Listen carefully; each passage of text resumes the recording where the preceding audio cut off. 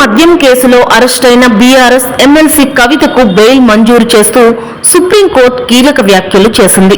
ఆమె తన mobile ఫోన్లోని మెసేజ్లను delete చేయడం నేరం కాబోదని జస్టిస్ బిఆర్ గవి, జస్టిస్ కేవి విశ్వనాథంతో కూడిన బెంచ్ స్పష్టం చేసింది. కవిత పెట్టుకున్న బెయిల్ పిటిషన్పై వాదనలు సందర్భంగా సిబిఐ, ఈడీ తరఫున కోర్టుకు హాజరైన సొలిసిటర్ జనరల్ ఎస్వి రాజు పలు ఆరోపణలు చేశారు.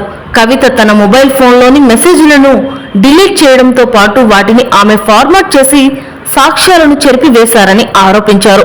స్పందించిన ధర్మాసనం ఫోన్లోని మెసేజ్లను ఎప్పటికప్పుడు చెరిపివేస్తూ ఉంటారని, దీనిని బలపరిచే ఇతర సాక్ష్యాలు లేనట్టయితే ఇది నేరపూరిత చర్య కాబోదని తేల్చి చెప్పింది. దర్యాప్తు సంస్థల వాదనను కవిత తరఫు న్యాయవాది ముకుల్ రోహత్గి తీవ్రంగా వ్యతిరేకించారు. ప్రజలు ఇప్పుడు తమ ఫోన్లను ఆట వస్తువుల్లా ఉపయోగిస్తున్నారని, ఫోన్ను అప్డేట్ చేసేందుకు తన క్లయింట్ ఫార్మాట్ చేశారని కోర్టుకు తెలిపారు.